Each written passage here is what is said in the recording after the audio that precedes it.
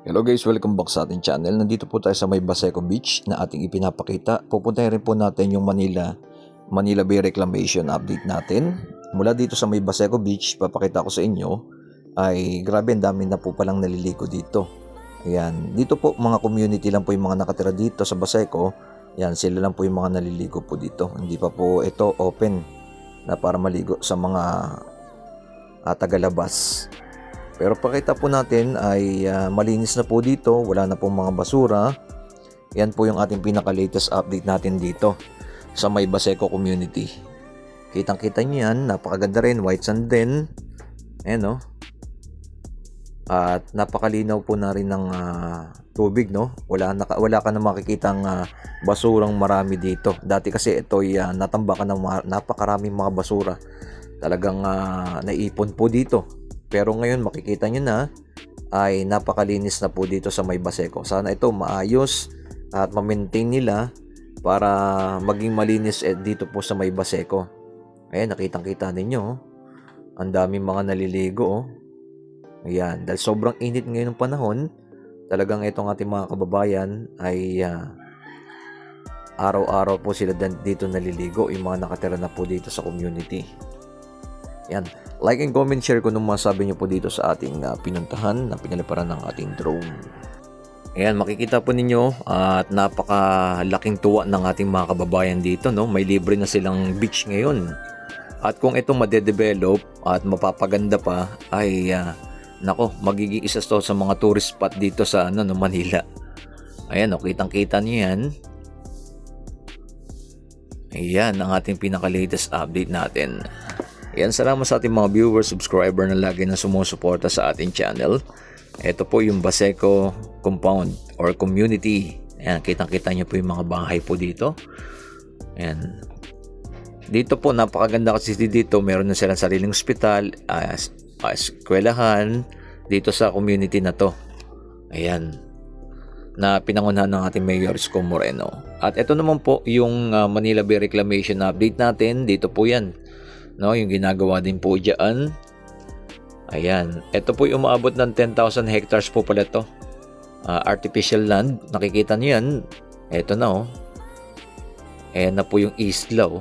Kitang-kita. Napakarami no. Iba-ibang hati po ito, yung 655 hectares yung papunta sa may going to Mall of Asia. Ginagawa na rin po yan.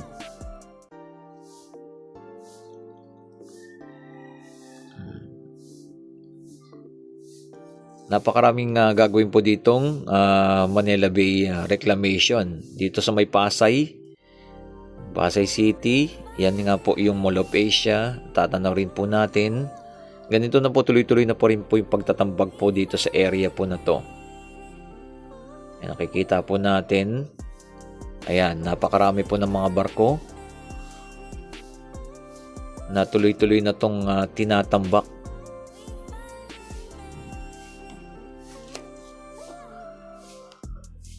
Ayon sa ulat po, mayroon po pala itong 25 project, no? Itong reclamation. More than 10,000 hectares po ang dito sa may Manila Bay na gagawin at sa may Nabotas. Kitang-kita nyo yan, napakalawak yan. Umabot po kasi ng 3,000 meters ang ating layo. Kaya grabe, no? Mula doon sa Manila Baseco. Ito naman po yung Manila Bay. Ayan. Tatanaw natin. Bumalik na tayo. Nakita lang po natin yung update po dito ng mga gagawin, no? Na magiging plano. Medyo malawak-lawak po talaga.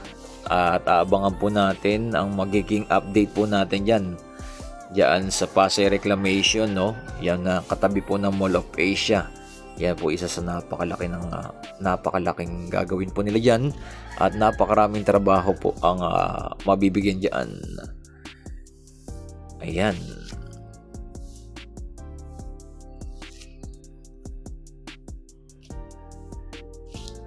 Abangan rin po natin yung Horizon Manila, no? Dito po magkakatabi po yan eh. Ayan, ang ating mga latest update natin. Ayun no, ayun na po yung Dolomite Beach. Natatanaw na rin po natin sa may pinakadulo.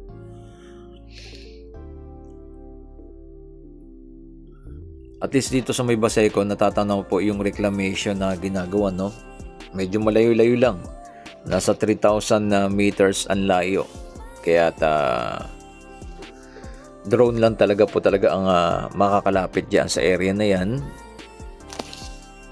At binalik na po natin yung ating drone. Dahil sobrang layo na po niyan.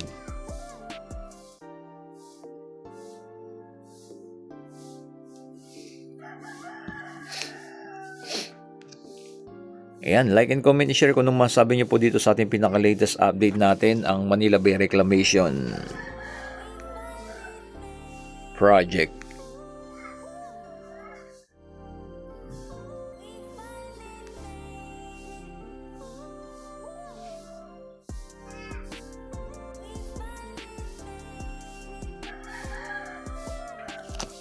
Ayan, dito na po to, papunta na po tayo ng Baseco Community.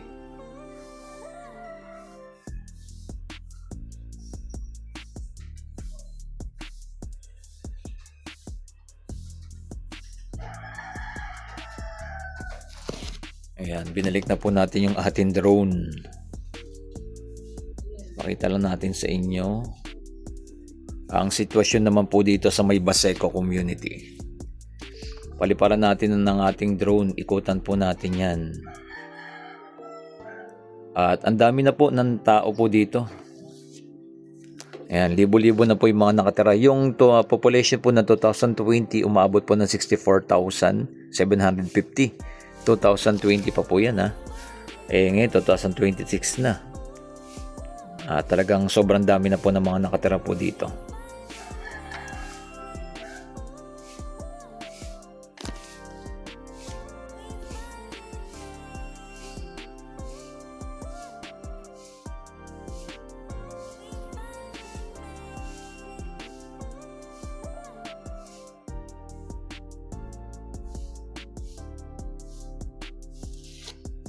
Ayan, kitang-kita nyo rin po yung pinaka-beach po dito sa may Baseco.